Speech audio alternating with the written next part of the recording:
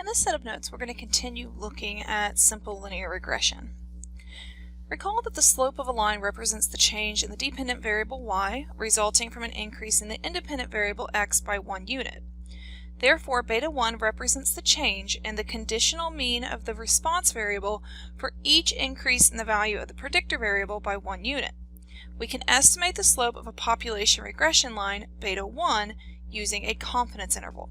So what we're going to do here is very similar to when in your intro statistics course you would look at the sample mean, you would find a confidence interval, and that confidence interval would give you a range of reasonable values for the population mean. It's the exact same idea, except now what we're doing is we're finding this confidence interval for the slope of our regression line. And so we have our formula here. And the format of this formula is very similar to confidence intervals that you've seen in the past. Looking at our formula, we can break our formula into 3 different pieces. The first piece, beta hat 1, let me make my line here a little bit thinner.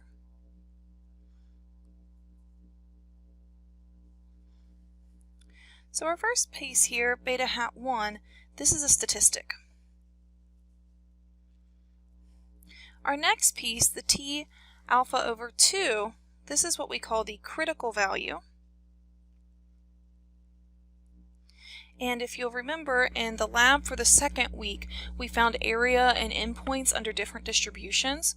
These critical values are going to be the endpoint from a particular distribution, and in this case it's going to be a t distribution with n-2 degrees of freedom.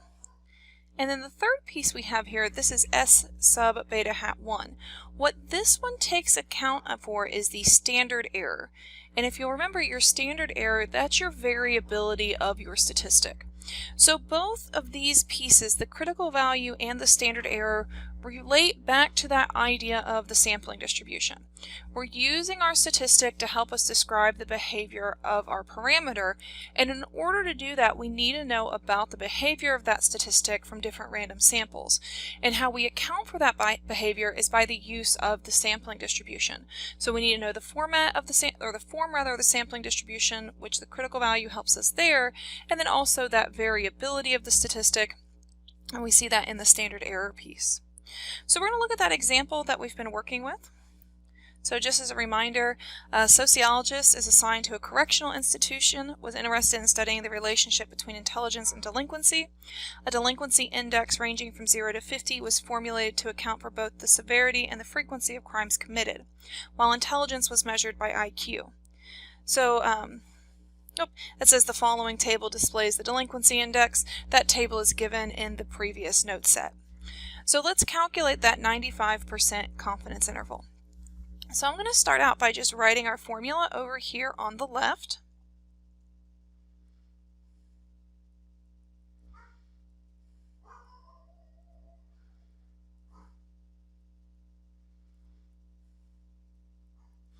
And now over here on the right, I'm going to identify some of the different pieces that I need.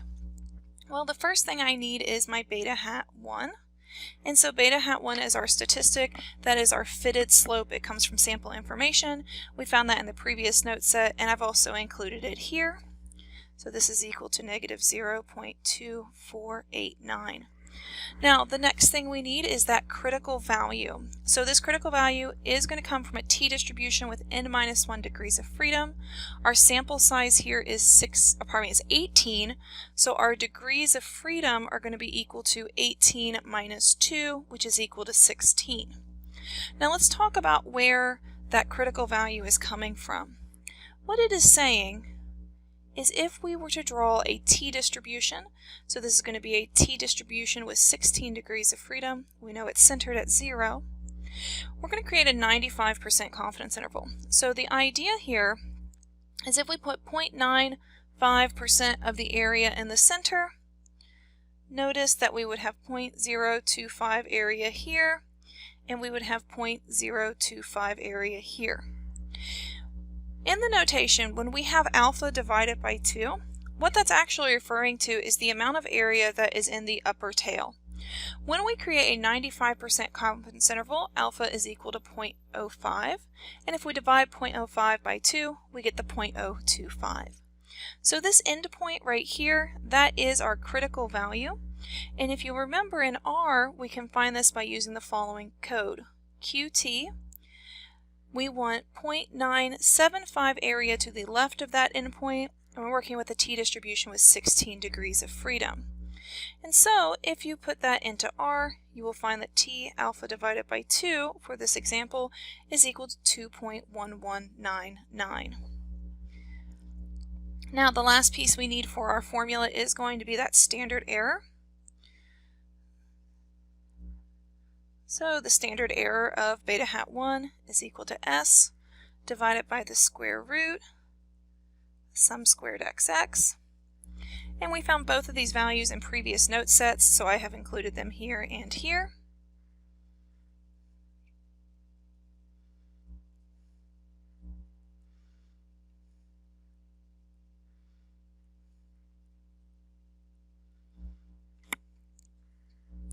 And if you put that in your calculator, you'll get the following.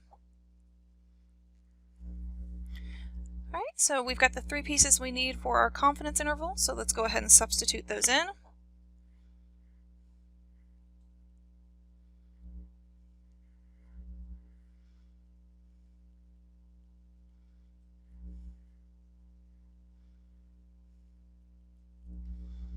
And this results in the following confidence interval.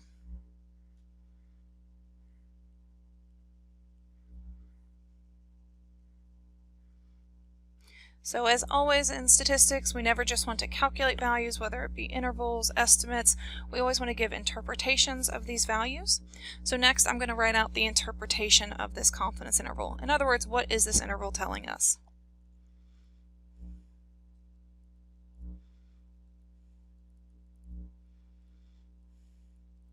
So the formal interpretation of any confidence interval is going to start with we are 95% confident. And one thing that I want you to keep in mind here in terms of our interpretations, how we formally interpret things is often a little bit different than the language we would use in an actual publication. So we start out with we are 95% confident that for each additional point in IQ,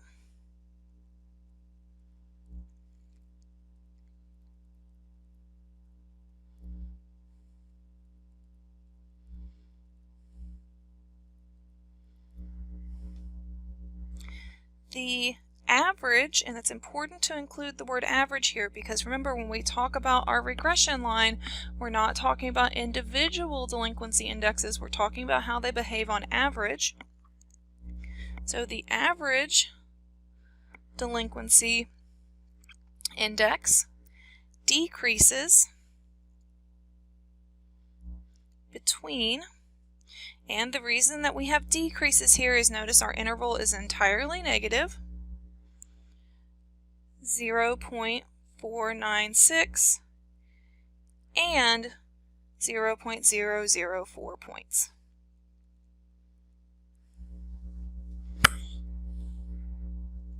So next, we've calculated our confidence interval, we've interpreted our confidence interval, but usually we will use software to find these intervals. So let's see if we can find this in the SAS output on the next page. So here is our SAS output, and you'll notice down at the bottom there's a section of the SAS output that is called parameter estimates. Remember that the slope of our regression model in output is usually given near the name of the response variable. And so you'll notice here we have 95% confidence limits. That is the interval that we just found. Now in lab, I'm going to show you how you could also find these values in R. Alright, next we're going to talk a little bit about what is called the coefficient of correlation. The term correlation implies a relationship or an association between variables. And the Pearson product moment correlation coefficient R provides a quantitative measure of the strength of the linear relationship between X and Y. And the key word here being linear relationship. We do have to have a linear relationship in order for this quantity to have meaning. And just like the least square slope beta hat 1, so we're going to see a relationship between the slope and the coefficient of correlation, or the correlation coefficient. However, unlike the slope, the correlation coefficient R is scaleless, and it will always exist between -1 and +1, regardless of the units of measurement. And so here is the formula. And one thing that I'd like you to notice about R is that R is a statistic. In other words, this is calculated from sample data.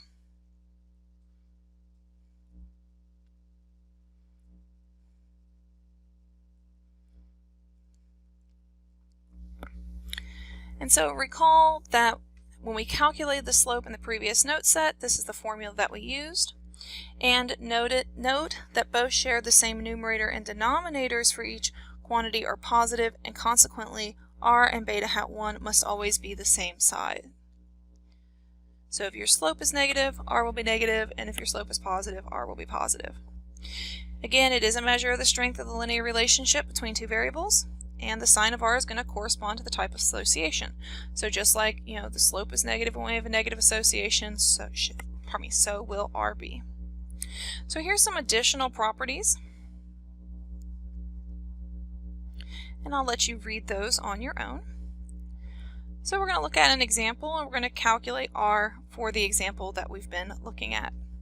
So again, I'm going to start out with my formula.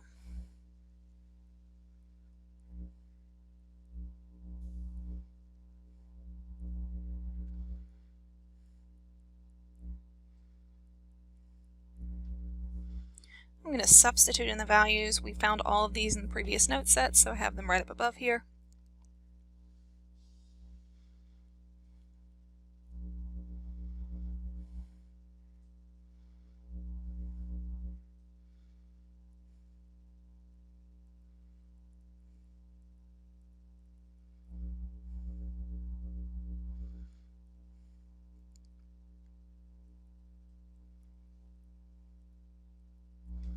And if we put this in our calculator, we get the following. And again, with any value that we calculate, we always want to interpret it. So the interpretation of this value is as follows. There is a moderate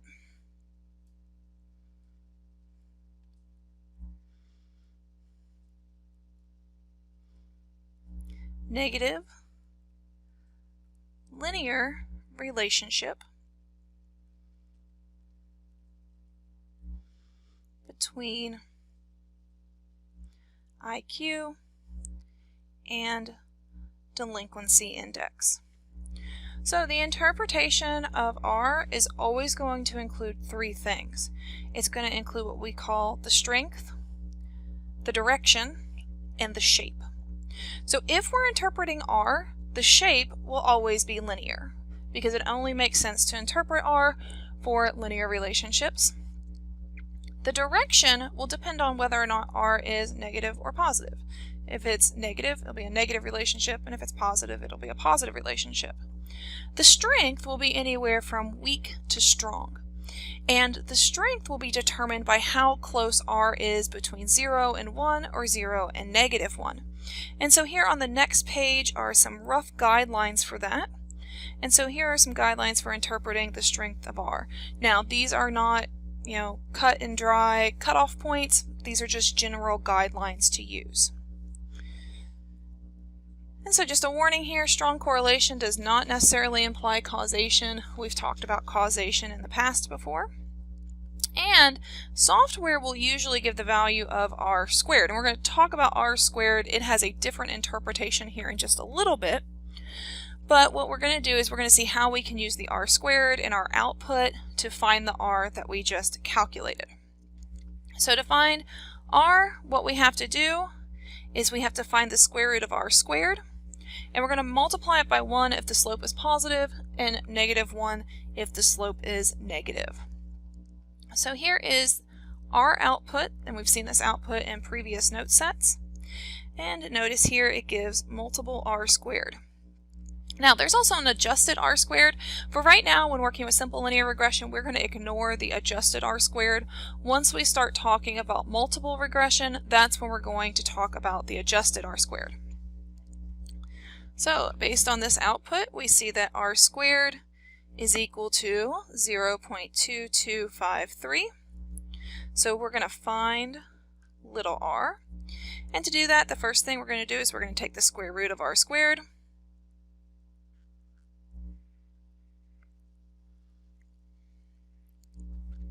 And then we're going to multiply by -1 since our slope is negative in this case.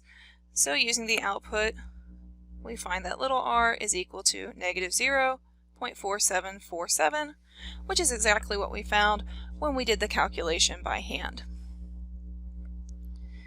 Here we have the SAS output, and in the SAS output, same thing, you're going to see an r squared and an r squared adjusted. For now, we're ignoring the r squared adjusted, but you'll see that this r squared is the same r squared that we got from the r output, and so it stands to reason that if we went through the calculation for little r, we would find the same value again. On this next page, we have some visual representation of different r values. So some to note here. Notice that if r is equal exactly to 1, we are going to have a perfect positive linear relationship. In other words, all of those points are going to fall directly on a line. If r is equal to -1, well, you're going to have a perfect negative relationship where all of those, my line here isn't very good, but all of them fall directly on a straight line.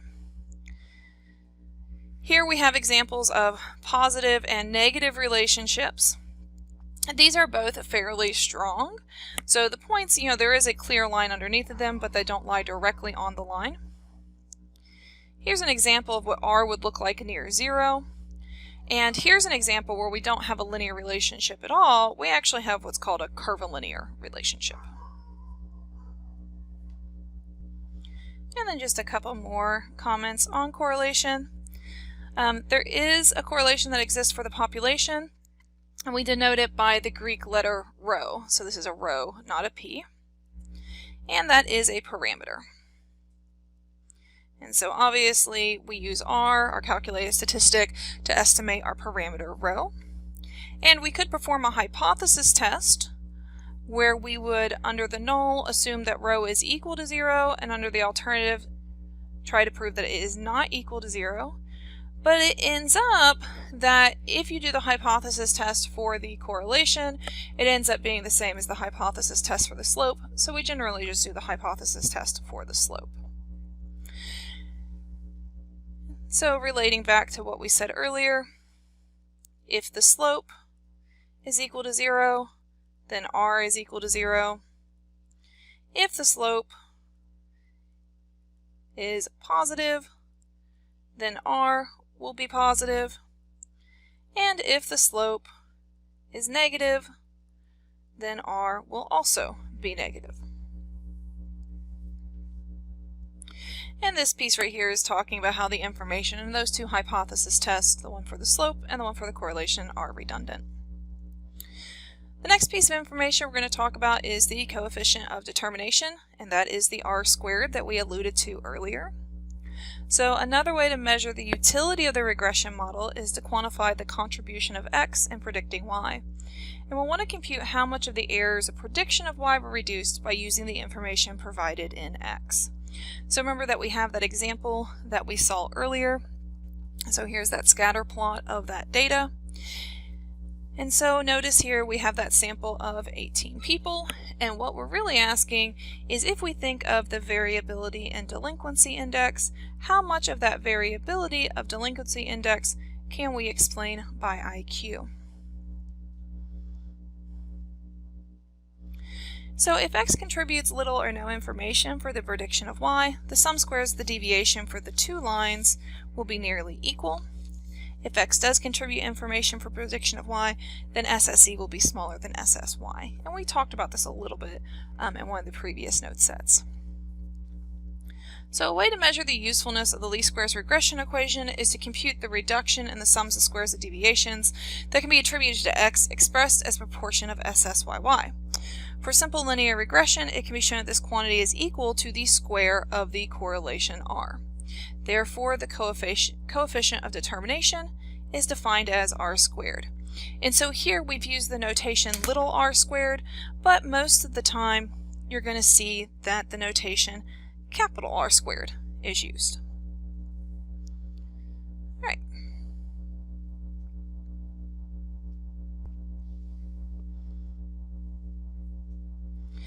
So it represents the proportion of the sum squares deviation of the y values about their mean that can be attributed to a linear relationship between y and x. And the coefficient of determination will always lie between 0 and 1. This is because little r exists between -1 and 1, and an r squared value near 0 suggests the regression is not very useful, whereas an r squared value near 1 suggests the regression is quite useful in making predictions. Alright, so let's look at a practical interpretation here. So our practical interpretation is it tells us about the percent of the sample variation in y that can be explained or attributed to using x as x to predict y in the straight line model. So let's see what this looks like for our example. So here I've got the formula and I've already calculated r squared, and you'll note that this is the r squared that we found earlier in the SAS and the r output. So let's see what the interpretation is. So what we're saying here is that about 22.5% of the observed sample variation in delinquency index is explained by, by the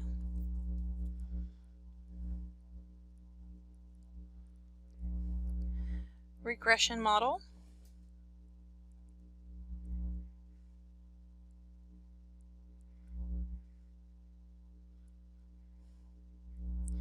using IQ as a predictor. And notice that this percentage is pretty low. It's only 22.5%. So this tells us that our model probably isn't that useful. We could find a better predictor variable to help us predict IQ. And one thing to note here is that r and r squared will both be influenced by sample size, and we do only have a sample size of 18 here, so that should be something that we consider. And this is going to end this note set.